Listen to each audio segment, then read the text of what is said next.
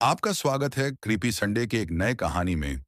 क्या आपने कभी किसी ऐसी जगह कदम रखा है जहां हवा में सिर्फ मौत का सन्नाटा हो? नमस्कार दोस्तों, मैं हूं आपका होस्ट और आज क्रीपी संडे पर हम पर्दा उठाएंगे भारत के सबसे हॉन्टेड रेलवे स्टेशन के राज से। ये सिर्फ एक कहानी नहीं, उन लोगों की अब बीती है जो वहां से जिंदा तो लौटे पर कभी पहले जैसे नहीं रहे।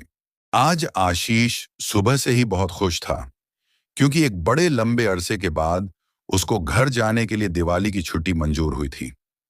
आशीष ने अभी मां से बात की थी और अब वह मिर्जापुर जाने के लिए ऑनलाइन टिकट की बुकिंग कर रहा था।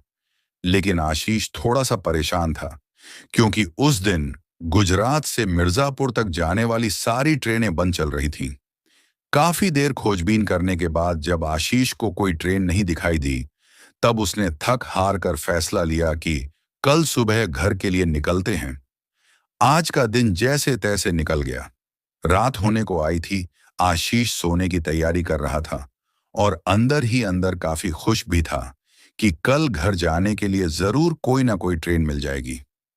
देखते ही देखते आशीष की आंख लग जाती है और तभी उसे एक भयानक सपना आता है।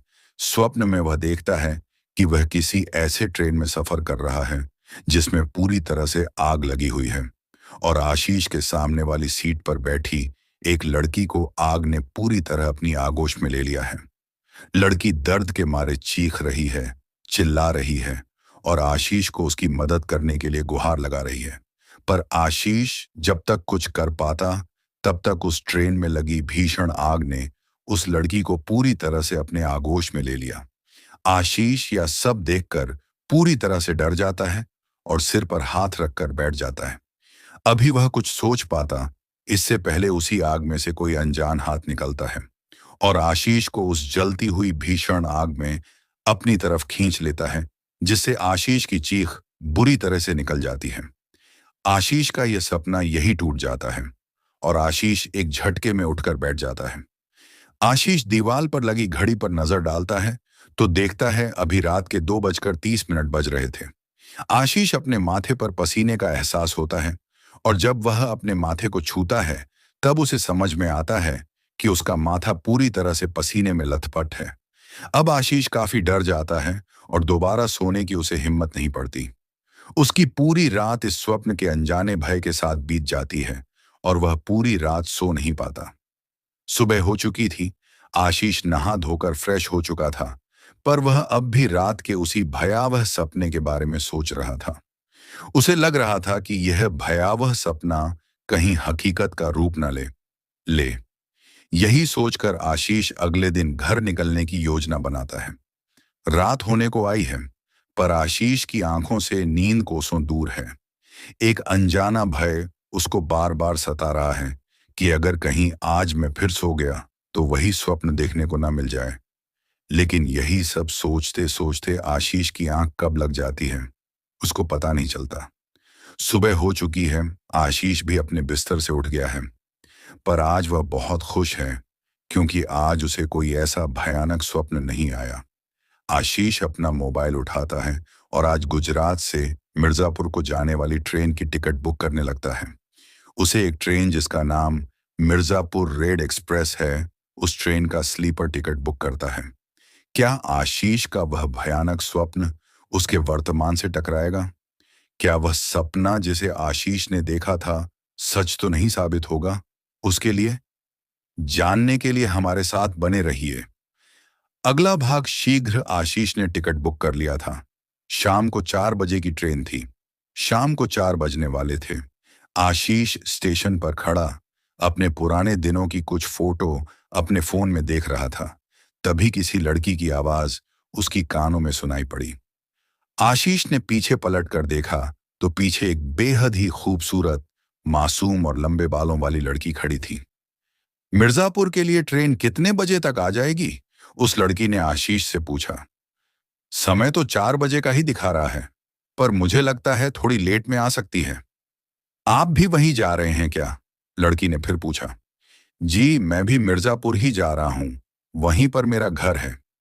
चलो अच्छा हुआ, अपने उधर का कोई तो मिला। मुझे लग रहा था मैं ही केवल मिर्जापुर की तरफ जा रही हूं। उस लड़की ने कहा। आशीष कुछ नहीं बोला, वो चुप रहा। तभी मिर्जापुर के लिए जाने वाली train Mirzapur red express station पर आकर रुकी। ट्रेन की हालत देखकर ऐसा लग रहा था जैसे बहुत पुराने समय से चल रही हो, क्योंकि ट्रेन देखने में बहुत पुरानी लग रही थी। आशीष और वह लड़की दोनों ट्रेन के अंदर चले गए और जाकर सीट पर बैठ गए। वैसे तुम्हारा नाम क्या है? अभी तक मैंने तुम्हारा नाम ही नहीं पूछा, आशीष ने उस लड़की से कहा। एकता, लड़की ने जवाब दिया। मैं आशीष, यही गुजरात में एक बिजली विभाग में कर्मचारी हूं, आशीष ने अपना परिचय देते हुए कहा। ओह, अच्छा, तो अभी आप घर जा रहे हैं? जी।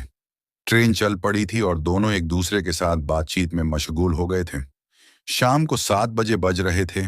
ट्रेन की रफ्तार धीरे धीरे कम हो रही थी, तो जाहिर सी बात थी कि आगे कोई अगला स्टेशन आने वाला है। यह सोचकर आशीष ट्रेन की खिड़की से बाहर की तरफ देखता है, पर उसको कोई भी स्टेशन नजर नहीं आता। उसको नजर आता है तो सिर्फ गहरा अंधेरा और अंधेरे की वो काली चादर।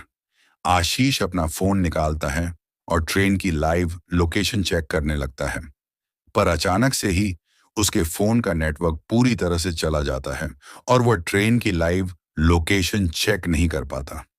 अजीब जगह है यार, नेटवर्क भी काम नहीं कर रहा, आशीष मन में बड़बड़ाता है। तभी ट्रेन पूरी तरह से रुक जाती है। आशीष स्टेशन का पता करने के लिए ट्रेन से नीचे उतरता है, पर उसको अंधेरे के अलावा कुछ भी नजर नहीं आ रहा था। रोशनी का एक कतरा भी उसको दिखाई नहीं पड़ रहा था। तभी अचानक से एक दिल दहला देने वाली घटना आशीष की आंखों के सामने घटित होती है। वह देखता है कि एक आग का गोला उसके कुछ ही दूरी पर बहुत तेजी के साथ चलता है और बुझ जाता है। आशीष जब तक कुछ समझ पाता, तब तक वही आग का गोला आशीष के थोड़ा पास दोबारा से जलता है और तुरंत बुझ जाता है। ये सब देखकर आशीष के रोंगटे खड़े हो जाते हैं और वह भागकर ट्रेन के अंदर चढ़ जाता है। जब वह डरा सहमा हुआ अपनी सीट पर आता है, तो देखता है एकता भी गायब है। यह देखकर आशीष के दिल की धड़कन बहुत तेज हो जाती है और तभी उसे अचानक से उस भयानक सपने की याद आती जो उसने पिछली रात को देखा था। अब आगे क्या होगा? क्या एकता वही साया तो नहीं जो उस दिन आशीष ने अपने स्वप्न में देखा था? जानने के लिए बने रहिए हमारे साथ अगले भाग तक, एक मजेदार रोमांच के साथ। और हाँ, रेटिंग देना मत भूलिएगा। उस सपने के बारे में सोचकर आशीष की रूह कांप उठती है।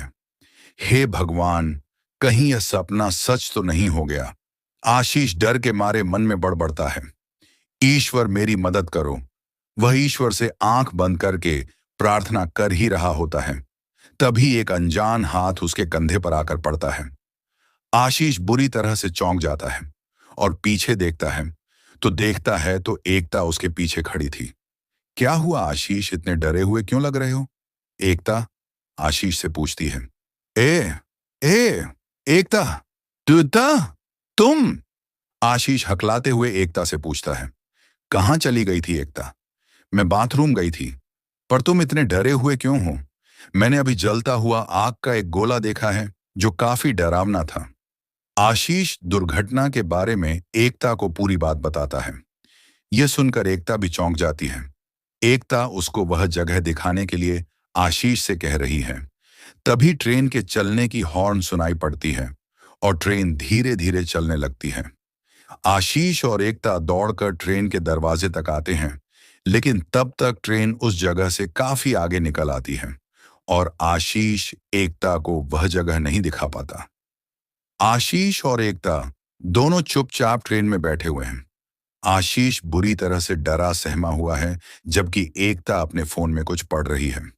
आशीष एकता से बात करना चाहता है, ताकि उसके मन में जो डर चल रहा है वह बात करने से शायद कुछ हल्का हो जाए। तभी आशीष एकता से पूछता है, एकता शादी हो गई तुम्हारी? एकता हंसकर कहती है, अभी नहीं। आपकी हो गई? नहीं, मेरी भी अभी नहीं हुई है, पर घर वाले लड़की ढूंढ रहे हैं। आशीष कहता है, मतलब अगले साल तक हो जाएगी? एकता प्रश्न करती है, पता नहीं, शायद हो जाए या शायद ना भी हो। कैसी लड़की पसंद है आपको? एकता सवाल करती है। आशीष बोलता है, बस आपकी तरह हो, लंबे बालों वाली, मुस्कुराकर, एकता यह सुनकर शर्मा जाती है और अपना चेहरा नीचे कर लेती है। इसी बातचीत में दोनों पिछली घटनाओं को भूल जाते हैं और बातों से एक दूसरे के करीब आने लगते हैं। जैसे जैसे उनके बातों का सिलसिला आगे बढ़ता है, वैसे वैसे काली रात और गहरी होती जाती है। रात के 10 बजने वाले थे। एकता आशीष से बात करते करते सो गई थी और आशीष को भी हल्की झपकी आने लगी थी। आशीष कुछ देर तक मुंह खड़ा होकर सोचता रहता है और अंत में फैसला करता है कि मैं इस आवाज का पता लगाऊंगा कि ये कहां से आ रही है। यह सोचकर वह जाने के लिए तैयार हो जाता है। जाने से पहले वह अपनी जेब से पेन और बैग से एक पन्ना निकालता है और एक पत्र लिखता है, जिसमें वह लिखता है कि मैं पिछले वाले डिब्बे में एक आवाज का पता लगाने जा रहा हूं। अगर मुझे कुछ हो जाए तो समझ जाना कि इस ट्रेन में कुछ रहस्यमयी चीजें घट रही हैं, और अगर मैं लौट कर ना आऊं तो तुम इस ट्रेन से उतर जाना और खुद की जान बचा लेना। यह पत्र लिखकर वह एकता के सिरहाने रख देता है। उसने एक नजर एकता पर डाली, जो अभी भी सो रही थी। उसने एकता को जगाना उचित नहीं समझा। आशीष का दिल जोर जोर से धड़क रहा था और जैसे जैसे वह पिछले डिब्बे की ओर बढ़ रहा था, उसे अपने ही जूतों की आवाज गूंजती हुई महसूस हो रही थी। ट्रेन की लाइटें बीच बीच में झपक रही थीं, जिससे गलियारा और भी भयानक लग रहा था। जैसे ही वह पिछले डिब्बे के दरवाजे के पास पहुंचा, उसे एक अजीब सी सड़न और धुएं की गंध महसूस हुई, बिल्कुल वैसी ही जैसी उसने अपने सपने में महसूस की थी। उसने धीरे से दरवाजा सरकाया तो देखा कि पूरा डिब्बा खाली है, लेकिन बीच की एक सीट पर कोई बैठा था, जिसका चेहरा खिड़की की तरफ था। आशीष ने कांपती आवाज में पूछा कि कौन है वहां। तभी वह आकृति धीरे से मुड़ी। वह वही लड़की थी जिसे आशीष ने सपने में जलते हुए देखा था। उसका आधा चेहरा झुलसा हुआ था और आंखों की जगह सिर्फ खौफनाक गड्ढे थे। वह आशीष की तरफ हाथ बढ़ाकर वही शब्द दोहराने लगी, बचा लो मुझे। आशीष पीछे की तरफ भागा, लेकिन अचानक उसे महसूस हुआ कि जिस डिब्बे से वह आया था, वह अब वहां है ही नहीं। वह एक ऐसे अकेले डिब्बे में था जो बिना इंजन के ही पटरियों पर दौड़ रहा था। वह पागलों की तरह एकता को पुकारने लगा। तभी उसके कानों में एक ठंडी फुसफुसाहट सुनाई दी कि किसे ढूंढ रहे हो आशीष।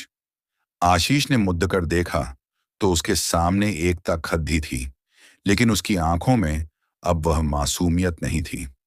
उसके लंबे बाल अब किसी साए की तरह लहरा रहे थे और उसके हाथ की त्वचा धीरे धीरे झलकर काली पड़ी डीडीएच रही थी। उसने एक भयानक हंसी हंसते हुए कहा कि मिर्जापुर रेड एक्सप्रेस 10 साल पहले इसी रात को जलकर राख हो गई थी और वह उसी ट्रेन की आखिरी मुसाफिर थी। उसने बताया कि उसे एक हमसफर चाहिए था और आशीष ने खुद उसे चुना है। आशीष ने घबराकर अपना फोन निकाला तो देखा कि स्टेशन पर ली गई उसकी फोटो में उसके पीछे कोई लड़न की नहीं थी, सिर्फ एक धुंधली परछाई थी। अचानक पूरे डिब्बे में आग लग गई और एकता ने उसका हाथ मजबूती से पकड़ डीएच लिया। उसका हाथ दहकते हुए कोयले जैसा गर्म था। झटके के साथ जब ट्रेन रुकी तो आशीष की आंखें फटी की फटी रह गईं। उसे लगा कि शायद सब कुछ खत्म हो गया, लेकिन जब उसने चारों ओर देखा तो आग की लपटें गायब थीं और वह उसी सीट पर बैठा था जहां वह एकता के साथ बातें कर रहा था। सामने वाली सीट खाली थी और खिड़की से बाहर धुंधली रोशनी दिखाई दे रही थी। आशीष का पूरा शरीर पसीने से भीगा हुआ था। उसने कांपते हाथों से एकता को ढूंढने के लिए बगल की सीट पर हाथ मारा तो वहां एकता नहीं थी, बल्कि वही पत्र पड़ा था जो उसने एकता के सिरहाने रखा था। इसका मतलब था कि वह पिछले डिब्बे में गया ही नहीं था, बल्कि पत्र लिखकर वहीं सो गया था। उसने राहत की सांस ली कि शायद वह सब भी एक बुरा सपना ही था। तभी अचानक उसे महसूस हुआ कि ट्रेन स्टेशन पर खड़ी है, लेकिन बाहर सन्नाटा इतना गहरा था कि हवा के चलने की आवाज भी किसी के रोने जैसी लग रही थी। आशीष ने खिड़की के शीशे पर जमी धूल को साफ किया और बाहर देखने की कोशिश की। बाहर एक पीला सा बोर्ड लगा था जिस पर काले अक्षरों में लिखा था, मिर्जापुर। आशीष खुश हो गया कि वह घर पहुंच गया, लेकिन उसकी खुशी पल भर में काफूर हो गई जब उसने गौर किया कि स्टेशन की हालत किसी खंडहर जैसी थी। पटरियों के बीच लंबी लंबी घास उगी थी और स्टेशन की छत आधी गिरी हुई थी। तभी उसे कोच के दरवाजे पर कोई खड़ा दिखाई दिया। वह एकता थी। वह ट्रेन के नीचे उतर चुकी थी और प्लेटफार्म पर खड़ी होकर आशीष को इशारा कर रही थी। उसकी पीठ आशीष की तरफ थी। आशीष अपना बैग उठाकर जल्दी से नीचे उतरा और चिल्लाया कि एकता, रुको, तुम इतनी जल्दी नीचे कैसे उतर गई? एकता धीरे से मुड़ी, लेकिन इस बार उसका चेहरा सामान्य था। वही मासूमियत और वही लंबे बाल। उसने मुस्कुराकर कहा कि आशीष, मेरा घर बस यहीं पास में है, क्या तुम मुझे छोड़ दोगे? आशीष चाहकर भी उसे मना नहीं कर पाया। वे दोनों स्टेशन से बाहर निकलने वाले एकमात्र रास्ते की ओर बढ़ने लगे। रास्ता घने जंगलों और झाड़ियों से घिरा था। चलते चलते आशीष ने अपना फोन निकाला ताकि घर पर फोन कर सके, लेकिन फोन की बैटरी अचानक 1% पर आ गई और स्क्रीन झिलमिलाने लगी। फोन बंद होने से ठीक पहले आशीष की नजर फिर से उसी फोटो पर गई जो उसने गुजरात स्टेशन पर ली थी। फोटो अब साफ हो चुकी थी, लेकिन उसमें जो दिखा उसे देखकर आशीष के पैरों तले जमीन खिसक गई। फोटो में आशीष के पीछे एकता खड़ी थी, लेकिन उसने वही कपड़े पहने थे जो आशीष ने अपने पहले सपने में जलती हुई लड़की को पहने देखा था। आशीष ने सहम कर अपने बगल में चल रही एकता की तरफ देखा। तभी एकता ने उसकी तरफ मुड़कर पूछा कि क्या हुआ आशीष, तुम इतने शांत क्यों हो? आशीष ने हिम्मत जुटाकर पूछा कि एकता, सच बताओ, तुम कौन हो? आशीष ने चीखने की कोशिश की, लेकिन उसके गले से आवाज ही नहीं निकली। वे जलते हुए हाथ उसे जमीन के अंदर खींच रहे थे और एकता वहीं खड़डी उसे निर्दयी आंखों से देख रही थी। जैसे जैसे वह जमीन में धंस रहा था, उसे महसूस हुआ कि मिट्टी ठंडी नहीं, बल्कि दहकते हुए अंगारों जैसी गर्म थी। तभी अचानक एक जोरदार मंत्रों की ध्वनि उसके कानों में गूंजी और उन जलते हुए हाथों की पकड़ डीडियाच ढीली पड्डी डीडियाच गई। आशीष ने देखा कि दूर अंधेरे से एक मशाल लिए कोई उनकी तरफ भाग रहा है। वह स्टेशन का पुराना बूढ़ा गार्ड था, जिसके गले में रुद्राक्ष की माला थी और हाथ में पीतल का एक पुराना लोटा। गार्ड ने जोर से चिल्लाकर एकता की तरफ कुछ अभिमंत्रित जल फेंका। जल की बूंदें पड़ डांटते ही एकता के शरीर से धुआं निकलने लगा और वह एक भयानक चीख मारते हुए पीछे हटी। गार्ड ने झपट कर आशीष का हाथ पकड़ा और उसे खींचकर बाहर निकाला। गार्ड ने बिना एक पल गंवाए आशीष से कहा कि पीछे मत देखना, बस मेरे साथ भागो। वे दोनों स्टेशन के उस पुराने केबिन की तरफ भागे जहां एक छोटा सा दिया जल रहा था। अंदर पहुंचते ही गार्ड ने दरवाजे पर एक लकीर खींच दी और हांफते हुए आशीष से कहा कि तुम बहुत बड़ी मुसीबत में फंस गए थे बेटा। यह मिर्जापुर, वह शहर नहीं है जहां तुम्हारा घर है। यह प्रेत नगर का पुराना स्टेशन है जो सालों पहले एक हादसे में जलकर खत्म हो गया था। आशीष थर थर कांप रहा था। उसने पूछा कि वह लड्डचकी कौन थी। गार्ड ने गहरी सांस लेकर बताया कि वह एकता है, उसी हादसे की शिकार जो हर साल दिवाली के पास किसी अकेले मुसाफिर को अपना हमसफर बनाने के लिए ढूंढती है। तभी केबिन के दरवाजे पर जोर जोर से दस्तक होने लगी। बाहर से एकता की वही मासूम आवाज आई, आशीष, दरवाजा खोलो, मुझे डर लग रहा है। तुम मुझे यहां अकेला छोड़ दचकर कैसे जा सकते हो? आशीष का मन पसीजने लगा, लेकिन गार्ड ने उसका कंधा जोर से दबाकर सावधान किया कि यह उसकी आवाज नहीं, सिर्फ एक माया है। अगर आज दरवाजा खुला तो कल का सूरज तुम कभी नहीं देख पाओगे। अचानक केबिन की खिड़की के शीशे छटकने लगे और बाहर का तापमान एकदम से। केबिन के अंदर का सन्नाटा इतना भारी था कि आशीष को अपनी खुद की सांसें भी किसी शोर की तरह लग रही थीं। बाहर से एकता की आवाज अब सिसकियों में बदल गई थी। वह बार बार आशीष का नाम पुकार रही थी। आशीष ने कान बंद कर लिए, लेकिन तभी उसकी नजर गार्ड के हाथों पर पड़ी। गार्ड ने जो पीतल का लोटा पकड़ा था, उससे अब पानी की जगह धीरे धीरे गाढ़ा खून टपक रहा था। आशीष का माथा ठनका। उसने धीरे से अपनी गर्दन घुमाई और उस बूढ़े गार्ड के पैरों की तरफ देखा। गार्ड के पैर पीछे की तरफ मुड़े हुए थे। आशीष के हलक में जान आ गई। उसे समझ आ गया कि वह एक जाल से निकलकर दूसरे बड़े जाल में फंस चुका है। वह जिसे अपना रक्षक समझ रहा था, वह शायद उस स्टेशन का सबसे पुराना और खतरनाक शिकारी था। गार्ड ने एक अजीब सी मुस्कान के साथ आशीष की तरफ देखा और कहा, क्या हुआ बेटा? डर क्यों रहे हो? बस थोड़ी देर और, फिर तुम हमेशा के लिए यहीं के होकर रह जाओगे। आशीष ने बिना सोचे समझे केबिन के कोने में रखे एक पुराने लोहे के रॉड को उठाया और पूरी ताकत से खिड़की का शीशा तोड़ दिया। बाहर एकता खड़ी थी, जिसकी आंखों से अब खून बह रहा था, लेकिन उसने आशीष की तरफ हाथ बढ़ाया और चिल्लाई, आशीष, केबिन से बाहर कूदो, वह तुम्हें मार डालेगा। आशीष के पास सोचने का वक्त नहीं था। पीछे से गार्ड का हाथ उसके गले की तरफ बढ़ रहा था। आशीष ने एक लंबी छलांग लगाई और सीधे उस अंधेरे स्टेशन के फर्श पर जा गिरा। जैसे ही वह गिरा, पूरा केबिन एक धमाके के साथ गायब हो गया और वहां सिर्फ जलती हुई लकड़ियों का ढेर रह गया। आशीष बदहवास होकर पटरियों की दिशा में भागने लगा। तभी उसे दूर से एक रोशनी दिखाई दी और ट्रेन के इंजन की गूंज सुनाई पड़ी। उसे लगा कि शायद उसकी जान बच जाएगी, लेकिन जैसे ही वह ट्रेन पास आई, आशीष के होश उड़ गए। वह कोई साधारण ट्रेन नहीं थी, बल्कि पूरी तरह से आग की लपटों में लिपटी वही मिर्जापुर रेड एक्सप्रेस थी जो उसने सपने में देखी थी। ट्रेन उसके पास आकर रुकी और उसके दरवाजे अपने आप खुल गए। अंदर से वही लड़की एकता अपना हाथ बाहर निकालकर खड़ी थी। इस बार वह डरावनी नहीं लग रही थी, बल्कि उसकी आंखों में एक अजीब सी शांति थी। उसने कहा, आशीष, यह तुम्हारी आखिरी उम्मीद है। अगर इस ट्रेन में नहीं चढ़े तो यह स्टेशन तुम्हें कभी बाहर नहीं जाने देगा। जैसे ही आशीष ने उस जलती हुई ट्रेन के अंदर छलांग लगाई, उसे ऐसा महसूस हुआ जैसे वह किसी दहकते हुए लावा में गिर गया हो।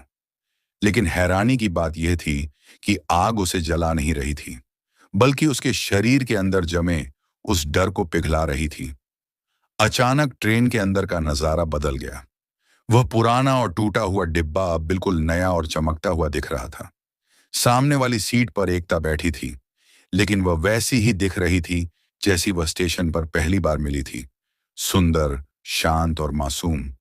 उसने आशीष की तरफ देखकर मुस्कुराया और कहा, डरो मत आशीष, सफर अब खत्म होने वाला है। आशीष ने हाँफते हुए पूछा कि यह सब क्या है और वह कहाँ जा रहा है, तो एकता ने खिड़की के बाहर इशारा किया। बाहर अब अंधेरा नहीं था, बल्कि उगते हुए सूरज की पहली किरणें चारों ओर फैल रही थीं। तभी एक जोरदार झटके के साथ आशीष की आंख खुल गई। उसने देखा कि वह एक ट्रेन की सीट पर लेटा हुआ है और सूरज की रोशनी सीधे उसके चेहरे पर पड़ रही है। उसके कान में आवाज आई, मिर्जापुर स्टेशन आ गया है, जाग जाइए भाई साहब। आशीष ने हड़बड़ाकर चारों तरफ देखा। वह एक साधारण स्लीपर कोच में था। आसपास लोग अपना सामान उतार रहे थे और चाय वाले की आवाज गूंज रही थी। उसने जल्दी से अपना फोन चेक किया। उसमें रात के 2:30 बजे का कोई कॉल नहीं था और न ही वह खौफनाक फोटो थी। उसे लगा कि शायद वह पूरा सफर ही एक लंबा और डरावना सपना था। उसने राहत की लंबी सांस ली और अपना बैग उठाकर प्लेटफॉर्म पर उतर गया। स्टेशन पर भारी भीड़ास थी और सब कुछ बिल्कुल सामान्य था। प्लेटफॉर्म से बाहर निकलते समय आशीष की नजर अचानक स्टेशन के बाहर लगे एक पुराने सूचना बोर्ड पर पड़ गई। उस पर धूल जमी थी, लेकिन उस पर लिखे शब्द पढ़कर आशीष के हाथ से उसका बैग छूट गया। बोर्ड पर लिखा था, मिर्जापुर रेड एक्सप्रेस हादसे की 10वीं बरसी पर श्रद्धांजलि। उसके नीचे उन लोगों की तस्वीरें थीं जिनकी उस आग में जान गई थी। आशीष की धड़कनें थम गईं जब उसने देखा कि उन तस्वीरों में सबसे पहली तस्वीर एकता की थी और उसके ठीक बगल में उस बूढ़े गार्ड की फोटो थी। आशीष के पैर कांपने लगे और उसने अनजाने में अपनी जेब में हाथ डाला, जहां उसे एक मुद्दा हुआ कागज मिला। उसने उसे खोलकर देखा तो वह वही पत्र था जो उसने सपने में एकता के लिए लिखा था। लेकिन उस पत्र के नीचे अब लाल स्याही से एक लाइन और लिखी थी, सफर में साथ देने के लिए शुक्रिया आशीष, अब तुम घर जा सकते हो। आशीष ने पीछे मुड़कर देखा तो भिड्ड के बीच उसे एक पल के लिए वही लंबे बालों वाली लड़की हाथ हिलाती हुई दिखी और फिर वह धुएं की तरह ओझल हो गई। आशीष समझ गया कि वह बच तो गया है, लेकिन उस रात का रहस्य ताउम्र उसके साथ रहेगा।